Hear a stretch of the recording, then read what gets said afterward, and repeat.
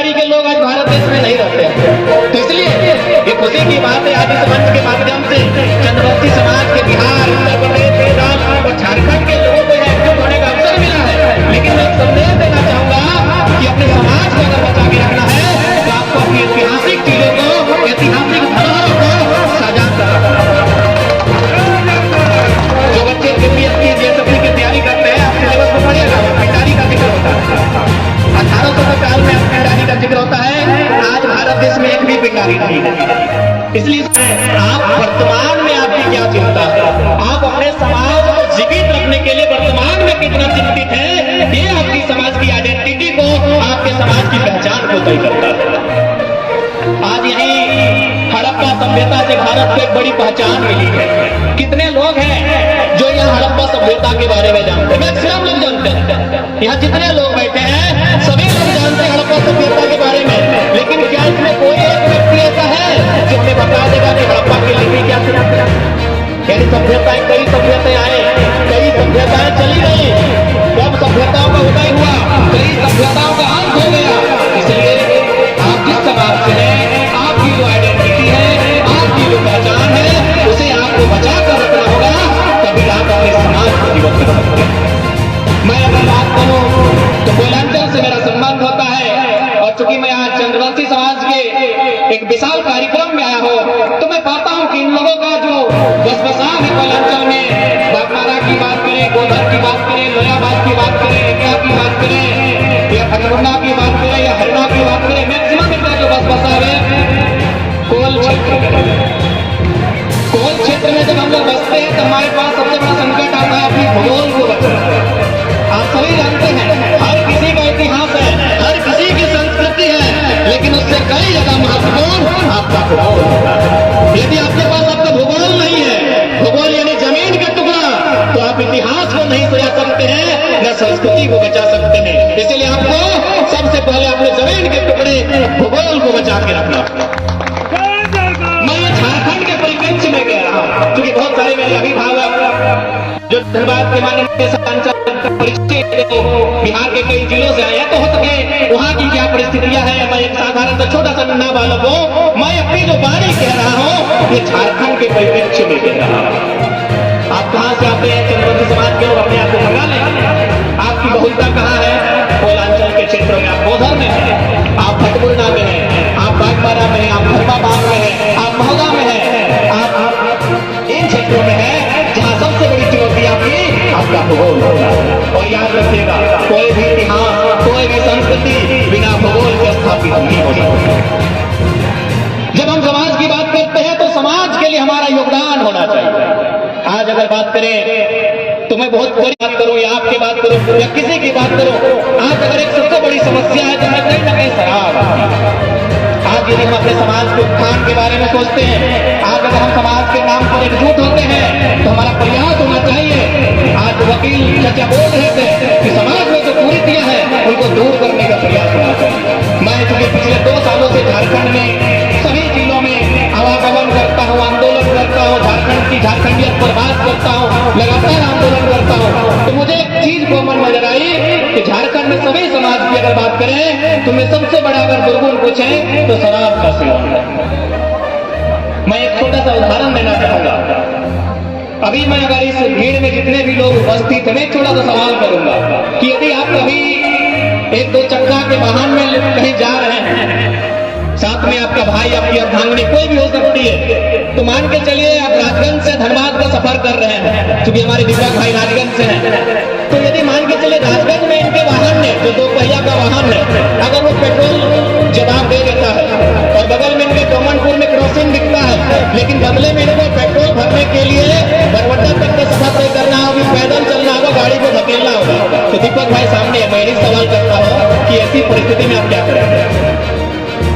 यदि आपका गाड़ी जो पेट्रोल से चलता है, यदि राजगंज में छोड़ देता है, पेट्रोल छोड़ने का काम होता है, तो आप ऐसी परिस्थिति में क्या करेंगे? डोमनपुर में केरोसिन भरने का काम करेंगे या धक्का देकर 5 किलोमीटर की दूरी तय करके बरवड्डा जाकर पेट्रोल भरेंगे?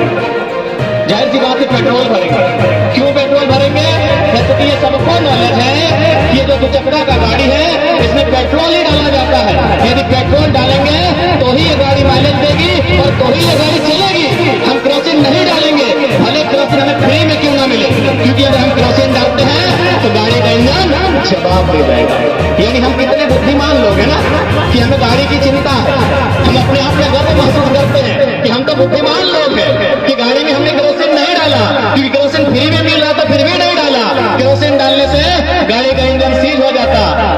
इतने बुद्धिमान एक गाड़ी के विषय में है, तो अपने शरीर और स्वास्थ्य के विषय में क्यों नहीं हो सकते? हमारा भी शरीर एक गाड़ी की तरह है, इसमें भी इंजन है, इसमें भी माइलेज होता है, तो इसमें भी शराब का सेवन ना करके दूध दही का सेवन करना चाहिए।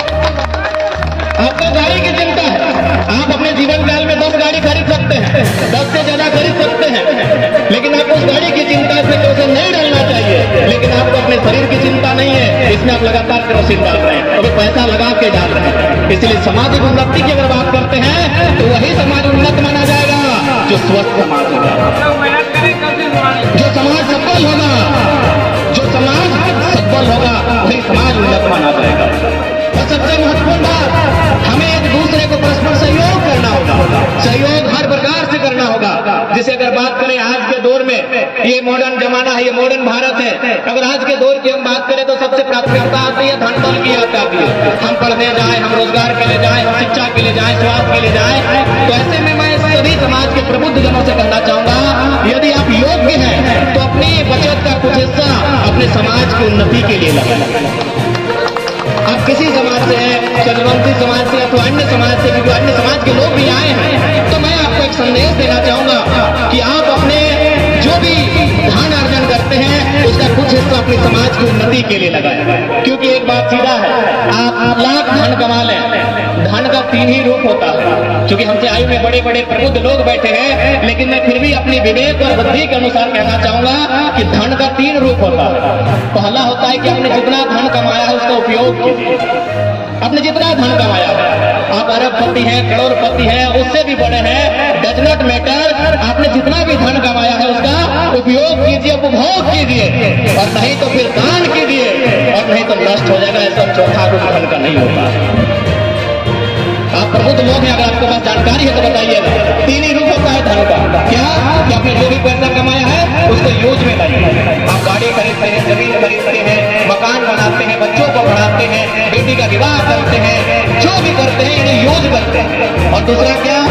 दान करते हैं। और अगर आप ये भी नहीं कर पाते हैं तो कोरोना के काल ने बता दिया, स्पेन और इटली की सड़कों ने बता दिया, लोग बाहर में आकर पैसा सड़कों पे बेच रहे थे। क्यों?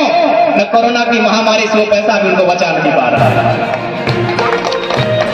धनगति नहीं होता है मेरे काबिल साथी, मेरे प्रबुद्ध अभिभावकों, पहला उपभोग में लाइए जो धन आपने अर्जन किया है, अथवा अपने समाज के अथवा किसी अन्य समाज के अगर कोई प्रबल निर्बल व्यक्ति है, असहाय लाचार व्यक्ति है, उसे सहयोग कीजिए अथवा दान कीजिए। और नहीं तो समय का काल चक्र ऐसा आएगा वो नष्ट हो जाएगा।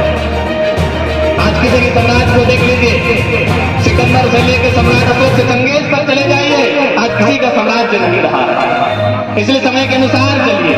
और समय की मांग है आपसी एकजुटता, समय की मांग है एक दूसरे का परस्पर सहयोग। यही परस्पर सहयोग की भावना, यही एकजुटता की भावना कहीं ना कहीं हमारे समाज को उन्नति के पथ पर ले जाएगा।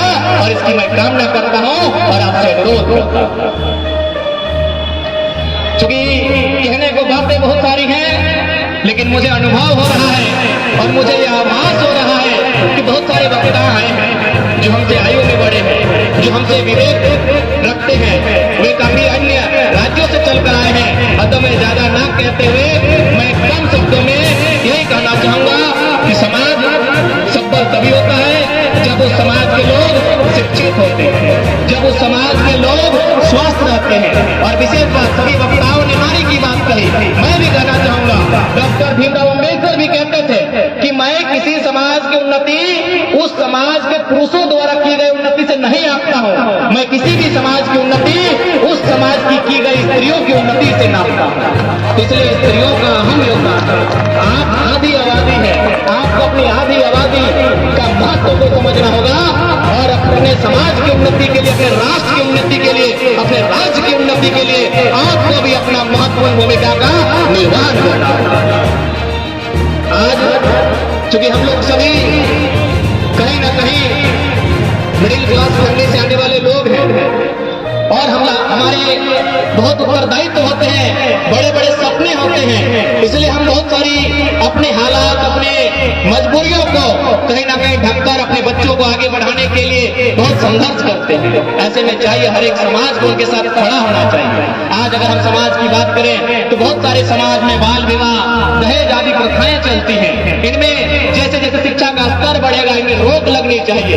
एक समाज, उन्नत समाज वही कहा जाएगा जिनमें कुप्रथाएं, जिनमें कुरीतियों का नियंत्रण हो या फिर उन कुरीतियों का अभाव हो, तभी एक समाज उन्नत समाज कहा जाता है।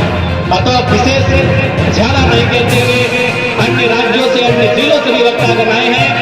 मैं पुनः जयचंद महाराज जी के प्रतिमा के अनावरण के अवसर पर दूर दराज तथा विभिन्न राज्यों से जुटे हुए चंद्रवंशी समाज के लोग, उनके साथ इस कार्यक्रम में सहयोग करने वाले तमाम अन्य समाज के लोग, सभी का मैं साधुवाद करता हूँ, धन्यवाद करता हूँ, आभार करता हूँ और झारखंडी जोहार करता हूँ।